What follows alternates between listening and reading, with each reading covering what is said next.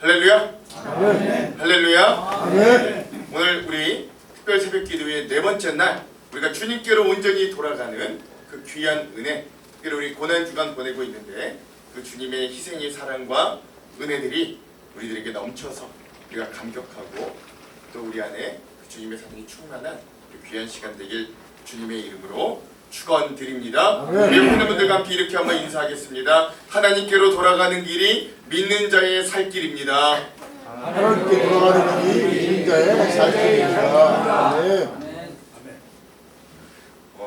앞서 말씀드렸 오늘 벌써 고난주간 특별 새벽 기도의 4일차입니다.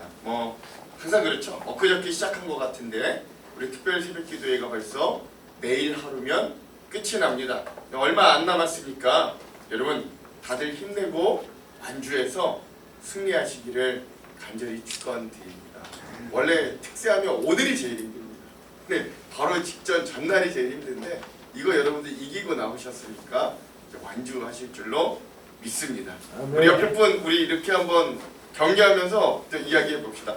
여기까지 잘 오셨습니다. 완주하며 승리합시다. 시작.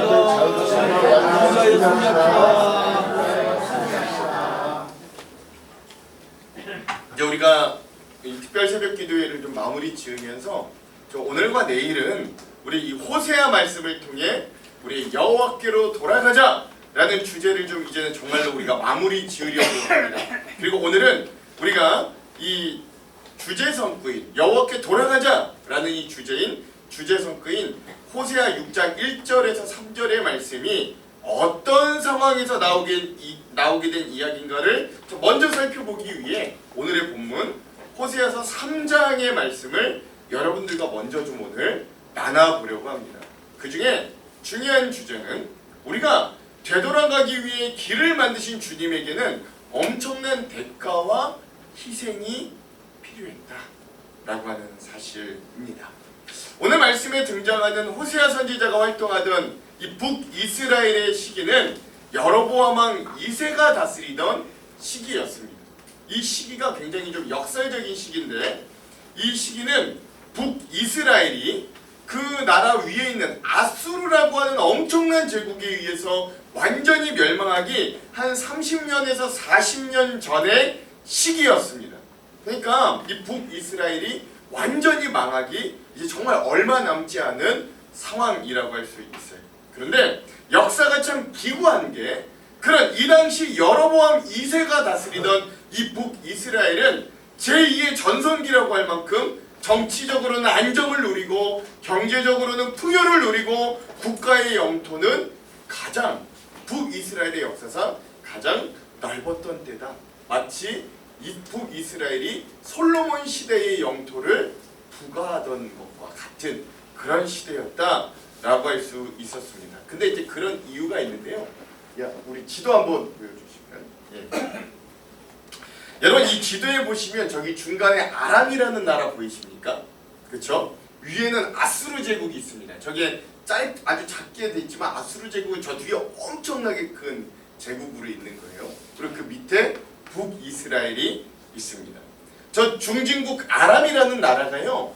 북이스라엘에게는 사실 눈에 가십니다. 막 이렇게 자주 침략도 하고 어렵게도 하고 했거든요. 그런데 또 참 이게 짓궂게도 저 아람이라는 나라가 아수르라는 큰 제국과 저 밑에 있는 북이스라엘의 어떤 완충지대 역할을 했던 거예요.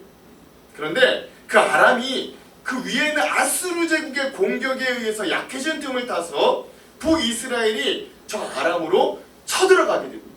그래서 무역지대 그리고 영토를 차지하는 거죠. 그래서 일시적인 영토 확장과 무역 독점을 누림으로 아까 말씀드렸던 북이스라엘의 제2의 전성기가 열리게 됐던 겁니다. 근데요 여러분 그게 이제 아람이라는 저 나라가 완전히 망하게 되므로 어떤 결과가 이루어지느냐? 아수르라는 제국이 북이스라엘에 바로 쳐들어올 수 있는 길을 자기 스스로 열어버리게 돼요. 북이스라엘이.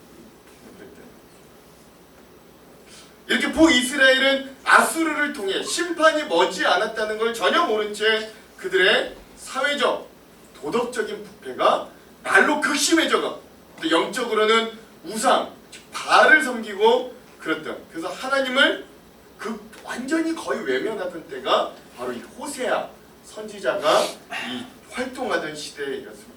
그리고 결국 이 호세아 선지자가 활동하던 이 시대에 북이스라엘은 하나님보다도 자기들 바로 이제 위로 다가온 이 거대한 제국인 아수르를 더 의지하게 되었던 것이죠. 그래서 결국 이 호세아 당시에 북이스라엘은 이 분노한 하나님의 심판을 받아 결국 자기들의 위에 있는 북방 저 아수르 제국에 의해서 완전히 멸망하게 됩니다. 이런 상황이 호세아 선지자가 활동하던 이 북이스라엘의 상황이었습니다. 그런데 하나님은 이렇게 망하기 직전에 북이스라엘의 호세아라는 선지자를 등장시키는 거예요. 근데 여러분 잘 아시겠지만 호세아 선지자면 혹시 여러분 별명 뭔지 아십니까? 호세아 선지자. 예, 사랑의 선지자라고 보통 호세아 선지자 이야기합니다. 그가 왜 사랑의 선지자로 불리는가? 그는 참 특이하게도 그가 하나님의 사역자임에도 선지자임에도 불구하고 그는 음란한 여인을 사랑했어요. 음란한 여인을 사랑했어요. 그 여인의 이름이 바로 고멜이었어요. 근데 뭐 음란해서 사랑한 건 아니겠죠. 그의 마음이 동해 그 여인을 사랑했는데 알고 보니까 그 여인이 불행하게도 음란한 여인이에요. 이 여인을 근데 이 호세아라는 선지자가요 그 여인을 끝내 버리거나 단죄하지 않고 그 자기 아내 그 고멜 그 여인을 끝까지 사랑하고 품었기 때문에 호세아는 결국 사랑의 선지자라는 별명 타이틀을 얻을 수 있었거든요. 그래서 사실 우리가 호세아서를 잘 이해하려면 이 호세아라는 사람 이 선지자 말고도 그의 아내인 이 고멜이라고 하는 이 음란한 아내의 모습을 우리가 먼저 좀 살펴볼 수 있어야 됩니다. 그래서 오늘 우리가 이 말씀들을 통해 한 두 가지 은혜를 나눠보려고 하는데요. 자, 먼저 첫 번째, 그래서 오늘 우리가 좀 기억해야 되는 건 뭐냐면 이 고멜과 같이 풍요와 쾌락 앞에 믿음을 저버렸던 우리의 모습을 한번 되돌아보고 살펴볼 필요가 있는 거예요. 이 호세아에 등장하는 가장 강렬한 인물 중에 하나가 바로 이 호세아 선지자의 아내인 고멜입니다. 많은 학자들이 이 고멜을 이렇게 몸을 파는 여인 또는 아주 좋게 보아도 이렇게 불륜을 저지르는 자유 부인 정도 이렇게 평가합니다. 그리고 정말로 그녀는 이 고멜은 자기가 이 호세아 선지자와 결혼했음에도 불구하고 여러 번 남편을 떠나 다른 남자의 품으로 떠나가서 음란한 생활을 즐겼던 여인입니다. 한 글에서요 이런 고멜의 상황과 처지에 대해 이렇게 묘사해놓는데 아주 잘 다가와서 여러분들과 함께 좀 나눠볼게요. 고멜은 원래 그런 여자였다. 호세아는 고멜이 그런 여자인 줄 알면서 하나님의 말씀에 순종하여 그녀와 결혼했다. 그런데 고멜은 결혼하고도 과거의 더러운 습관을 버리지 못했다. 한 남자의 가슴만으로는 그녀의 텅 빈 마음이 채워지지 않았던 모양이다. 한 사람에게 구속당하는 것이 너무나 숨이 막혔던 모양이다. 한 가난한 선지자의 아내로 살다 보니 매번 궁했을 것이다. 이 사치스럽고 음란한 여인에게 그러한 삶이 성의 찰리가 만무했다. 고집스럽게 고멜은 다른 남자에게 곁눈질을 하게 되었다.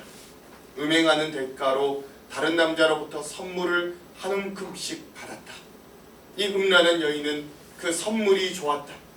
가끔씩 방문하던 남자가 어느 날 자기를 따라오면 더 큰 선물을 주겠다고 꼬드겼다. 그 말에 고멜은 아예 짐을 싸들고 그를 따라 나섰다. 가출을 하고 만 것이다. 물론 그 외간 남자는 고멜을 사랑한 게 아니었다. 놀이객감으로 적당히 이용해 먹고 술만 먹으면 두들겨 패고 하더니 급기야는 노예 시장에 내놓았다.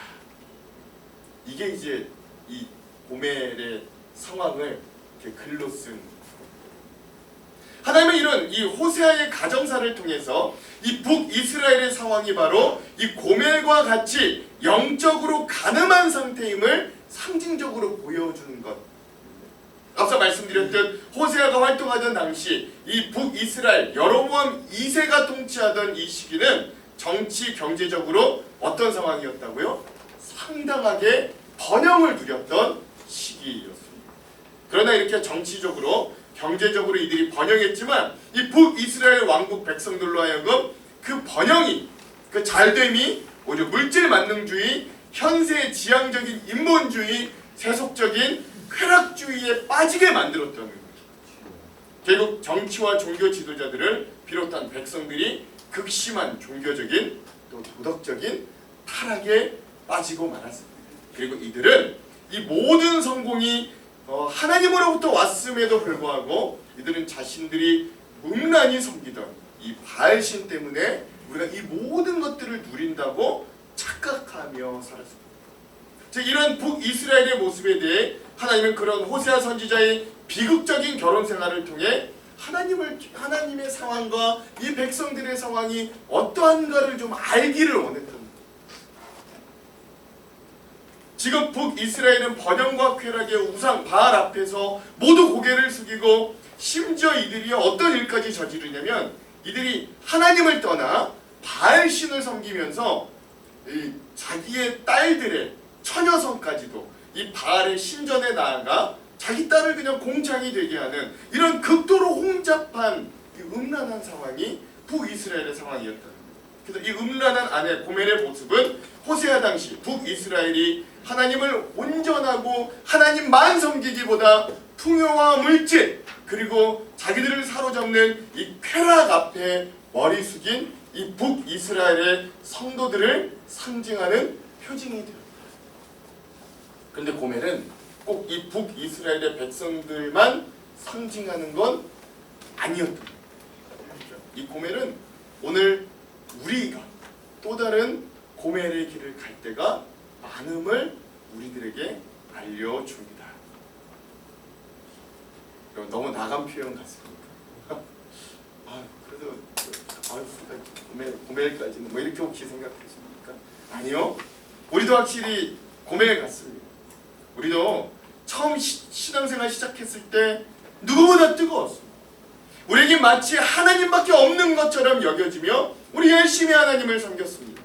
하지만 막상 우리가 그 믿음을 가지고 세상 속에서 살다 보니까 하나님보다 중요하게 여겨지는 것들이 너무나도 많아졌습니다.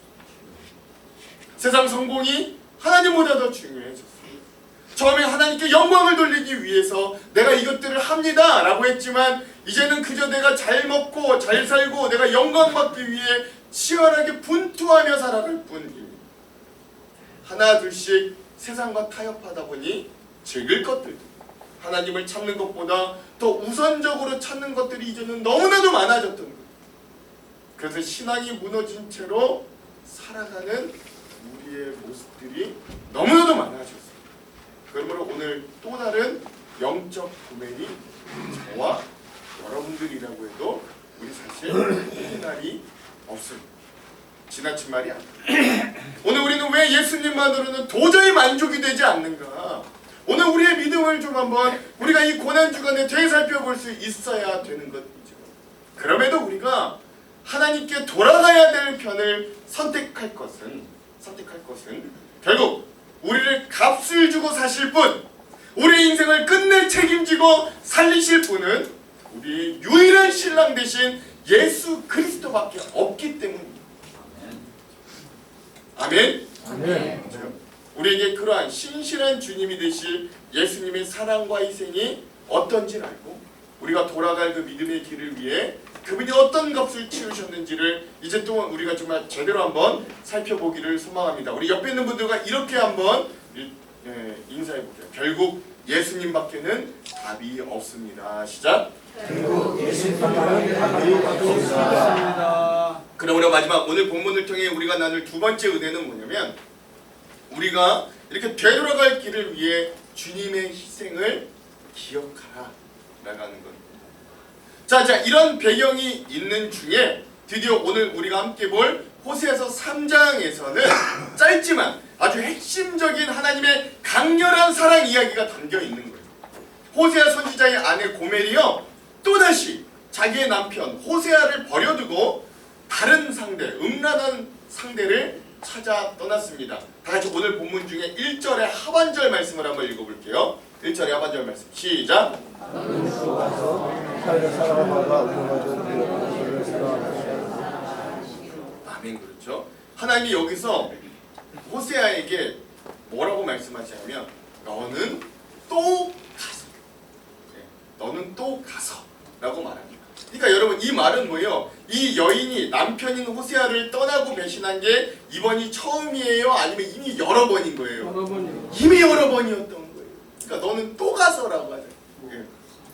호세아의 주석을 살펴보면 여러 학자들이 이 호세아서를 연구해 봤더니 호세아의 아내 고멜이 호세아를 피해 다른 남자를 만나러 집을 나가는 수가 적어도 7번은 됐다라고 이야기해요.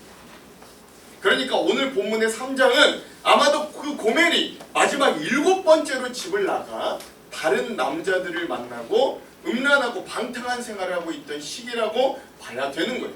그런데 그런 상황 가운데 하나님은 호세아에게 뭐라고 말하냐면 그래도 그녀를 사랑하고 데려와라 라고 말씀해요. 값을 치르라 라고 하는 거예요. 근데 그렇게 할 수 있었던 동기는 하나님이 호세아에게 그렇게 말씀할 수 있었던 이 이유와 동기가 있는데 그건 바로 하나님께서도 그 고멜과 같이 영적으로 음란한 이 이스라엘 백성들을 사랑하셨기 때문이에요. 다 같이 오늘 본문의 1절의 상반절을 한번 읽어볼게요. 1절의 상반절 시작. 여호와께서 내게 이르시되 이스라엘 자손이 다른 신을 섬기고 원포도 과자를 줄지라도 여호와가 그를 사랑하시나니 이 백성들은 건포도 과자를 즐기고 나를 떠났어도 내가 이 백성들을 사랑하니 그러니 호세아야 너도 너를 떠난 너의 부인을 다시 사랑에 데려와라 라고 주님이 말씀하십니다. 북이스라엘 백성들은요 더 이상 하나님 사랑하지 않았어요. 그들은 더 이상 하나님을 사랑하지 않았던 이유가 여기 등장하는데 그게 어이없게도 건포도 과자 때문이었어요. 건포도 과자 때문이었어요. 근데 여러분 지금 우리는 건포도 과자면 되게 우습게 생각하는데 그런데 지금과는 다르게 이 당시에 건포도 과자는요 상당히 값진 디저트였습니다. 이 건포도 과자가 상징하는 게 이 당시 뭐였냐면 이 당시에 건포도 과자를 먹으려면 농촌에서 못 먹어요.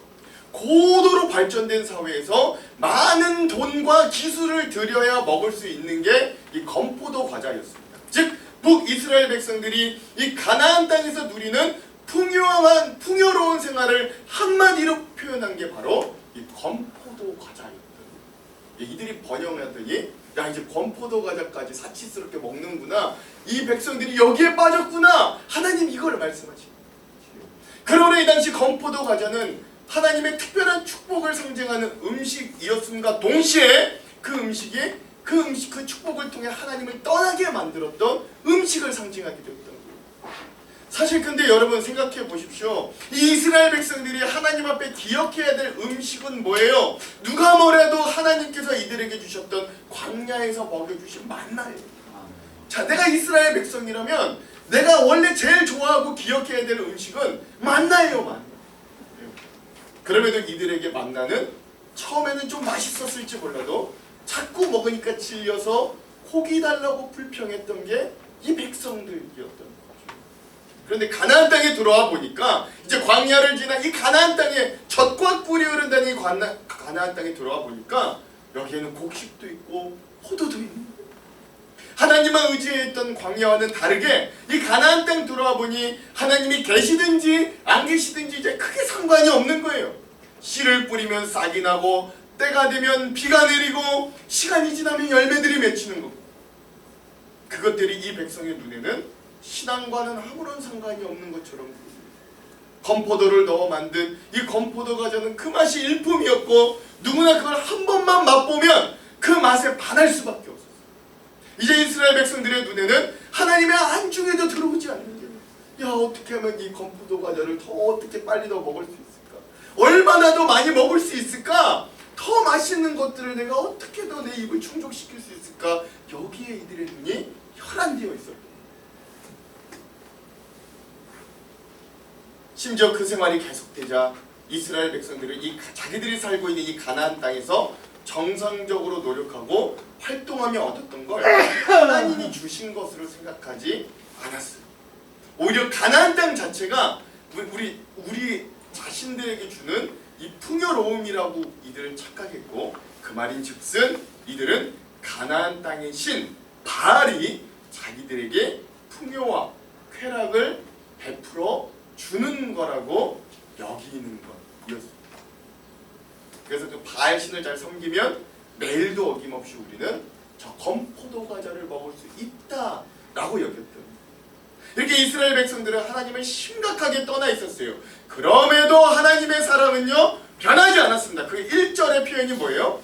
그럴지라도 그들이 건포도 과자에 나를 떠났을지라도 여호와 나 하나님은 그들을 사랑하다니 라고 하나님의 애처로운 사랑의 표현이 등장합니다.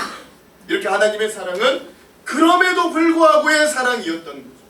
오늘 우리가 극심한 배신과 믿음 없음에도 불구하고 하나님께서 열어두신 그 돌아가는 길로 우리가 용기 있게 설 수 있는 이유는 이런 하나님의 그럴지라도의 사랑이 우리를 강하게 감싸고 있기 때문입니다. 아멘 그러시죠? 많이 피곤하시죠? 그 호세아는 그런 하나님의 애타는 명령에 순종하고 결국 값을 내고 자기를 떠난 그 아내를 찾아오게 되는 거예요. 다 같이 2절을 한번 읽어볼게요. 2절 함께 읽겠습니다. 시작.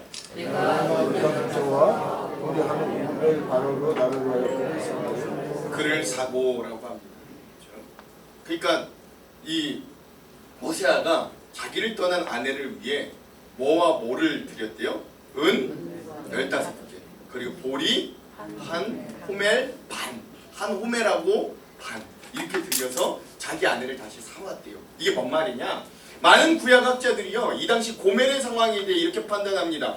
쾌락의 지배당해서 빛을 지고 매음굴에서 노예 상태로 있던 고멜, 또는 자기를 데리고 있던 어떤 포주가 고멜이 나이가 들어 더 이상 가치가 없어지니까 그녀를 어떤 섬의 노예로 팔려고 했던 걸 남편 된 호세아가 거기 가서 이 값을, 지금 방금 나온 이 값을 지불하고 자기 아내를 다시 가정으로 데려온 것으로 추정합니다. 사실 이렇게 타인의 사랑을 받아 노예가 된 고멜의 상태가 결국 하나님이 아닌 자신들의 눈에 가장 강해 보이는 그 아수르를 의지하다가 결국 그 아수르에 의해 완전히 멸망당하는 북이스라엘을 상징하기도 했던 거예요. 근데 꼭 그게 북이스라엘만 상징하는 거예요. 오늘 우리가 하나님 말고 다른 거 의지하다 그 의지한 거에 멸망하지는 않아요. 그러나 안타깝게도 타인의 사랑을 받기 위해 음료로 달려간 고멜을 호세아가 값을 치르고 다시 데려온 것처럼 하나님도 죄인된 우리를 구하기 위해 자기의 값을 치르셨습니다. 여러분 중요한 거 뭐냐면 그 값, 이 2절에 나왔던 이 값들을 계산해 보니까 먼저 은이 15개, 은이 15세겔이 있었고 보리가 한 호멜 반이라고 했는데 이게 15에바가 된답니다. 근데 1에바당 은 한 세겔이에요. 즉 원래 은 15세겔에 또 보리값이 은 15개인 걸 합치면 즉 총 은 30세겔이 된다는 걸 우리가 좀 알 수 있거든요. 근데 신묘막직하게도 가룟 유다가 예수님을 팔아 넘겼던 금액도 얼마예요? 은 30이었습니다. 즉 이 은 30에 팔려 자기의 목숨을 십자가에 주신 예수님의 값을 통해 하나님은 고멜과 같은 우리 죄인을 회복하고 살리시는 이 하나님의 사랑을 우리 호세아를 통해 우리에게 강렬하게 보여주시는 거예요. 이렇게 다시 한번 남편을 떠났던 고멜은 자신이 그토록 배신하고 떠난 이 남편의 값을 치름을 통해 새로운 삶을 다시 얻게 되었던 거예요. 사실 7번이나 남편을 배신한 고멜이 자신의 본 남편인 호세아에게 자력으로 다가갈 명분과 힘이 있겠어요? 내가 벌써 7번이나 떠났고 나는 이렇게 망가졌는데 내가 어떻게 남편에게 자력으로 돌아가겠어요? 그러나 3장 3절에 이 부부가 다시 만나 서로 신의를 재확립할 수 있었던 건 바로 남편인 호세아가 전적으로 배반한 아내를 용서하고 값을 치러 왔음이었음을 우리에게 알려주는 건데요. 다시 3절도 한번 읽어볼게요. 3절 시작. 너는 많은 동안 나와 함께 지내고 분명하지 말고 다른 남자를 따르지 말라. 나도 내게 그리하리라 하였노라. 아멘. 오늘 죄인된 우리도 사실 우리의 자력으로는 하나님 앞에 나아갈 수 없었습니다. 구원을 얻을 자격도 우리에게 없었어요. 그러나 사랑과 은혜가 풍성하신 하나님은 그런 우리를 구하기 위해 자기의 독생자를 주시고 값을 치르고 우리의 생명을 사셨던 거예요. 아까 제가 고멜의 상황을 표현했던 글 뒤에 부분을 한번 마저 읽어볼게요. 이번에는 호세아의 상황과 입장입니다. 호세아가 자기 아내를 데리고 가기 위해 몸값을 지불해야 했다. 이미 남에게 팔린 몸이기 때문에 그 대가를 지불해야 했던 것이다. 용서하고 다시 부부로서 살아가는 것도 쉽지 않은데 돈까지 지불해야 했다. 이때 고멜의 몰골은 몰라볼 정도로 망가졌고 형편없었다. 가난과 비참한 생활에 찌들 대로 찌들은 모습이었다. 그 모습이 믿기도 했지만 차라리 영민의 정이 같다. 얼른 그 자리에서 벗어나기 위해 호세아는 발걸음을 재촉했다. 호세아는 고멜을 사되 자기를 위하여 샀다. 2절에 나타난 그 표현 나를 위하여 그를 사고처럼 고멜을 사서 다른 데 팔아 이문을 남기려고 산 것이 아니라 자기 사람을 만들기 위하여 샀다. 고멜은 다시 호세아의 사람이 되었다. 고멜 자신의 힘으로는 도저히 벗어날 수 없었는데 호세아의 일방적인 호의를 받은 것이다. 성경에서 말하는 구속이 바로 그런 뜻이다. 구속은 원래 경제 용어이다. 노예된 사람의 몸값을 주고 사서 자기 사람으로 만들 때 쓰는 말이다. 죄에 팔려있는 우리를 하나님께서 값을 주고 사셨다. 경매에 넘어가는 물건을 잡듯 헐값에 산 것이 아니고 아주 비싼 값을 치르셨다. 하나님의 아들의 목숨 값이다. 원래 우리는 싸구려 인생이었는데 하나님이 우리를 예수님의 생명값인 값비싼 인생으로 만들어 주셨다. 하나님이 이렇게 오늘 우리를 버리지 않으셨고 오히려 자신이 값을 들여 희생하고 우리를 사심으로 우리를 구원하셨습니다. 탕자가 방황하고 돌아왔을 때 그 아버지는 그 아들을 맨발로 뛰어나가 반기며 맞이하고 회복시켜 주었는데요. 그런데 호세아서에 나타난 하나님의 사랑은 한 발짝 더 나가는 거예요. 집을 나간 자신을 배반한 아내를 값을 주고 데려와 그를 구하고 회복하여 주는 사랑입니다. 이렇게 하나님은 여전히 죄인된 우리들에게 희망을 버리지 않으셨어요. 그런 하나님의 마음을 5절을 통해서도 잘 알 수 있는데 오늘 본문의 5절도 한번 읽어볼게요. 읽겠습니다. 시작. 이스라엘 자손이 돌아와서 그들의 하나님 여호와와 그들의 왕 다윗을 찾고 마지막 날에는 여호와를 경외함으로 여호와와 그의 은총으로 나아가리라. 아멘. 여러분 여기서 그 후에라는 때는 언제냐면 하나님과 관계가 회복된 날을 이야기하고 마지막 날이란 언제냐? 하나님이 정하신, 하나님이 회복하실 그 날을 의미합니다. 하나님이 정하신 그때, 하나님이 약속하신 가나안 땅에서 이스라엘이 다시 돌아올 거고 그때 하나님을 경외함으로 하나님의 은총으로 이 백성이 나아가게 될 거다라고 하는 소망을 말씀해 주십니다. 즉 비록 지금은 죄인된 우리가 하나님의 관계가 엉망이지만 회복될 그날을 하나님은 여전히 꿈꾸시고 그 비전을 우리들에게 신실하게 나누어 주시는 거예요. 사랑하는 성도 여러분, 오늘 우리의 삶에 혹시 사는 게 복잡해서 하나님과의 관계가 어수선하게 사는 분 계시지 않으십니까? 혹시 사는 게 분주해서 하나님과의 관계가 후순위에 계시고 있는 분은 있지 않으십니까? 여러분, 제가 하나 말씀드리고 싶은 건 오늘 우리도 또 다른 이 시대 건포도 과자에 하나님의 은총을 바꿔먹는 실수는 하지 않는 저와 여러분들 되기를 간절히 소망합니다. 오늘 우리에게 돌아갈 길을 내어주시기 위해 하나님께서 무엇을 희생하고 주었는지 여러분 꼭 기억하시기 바랍니다. 다같이 요한복음 3장 16절 로마서 5장 8절을 한번 읽어볼게요. 함께 읽겠습니다. 먼저 요한복음 3장 16절 시작. 하나님이 세상을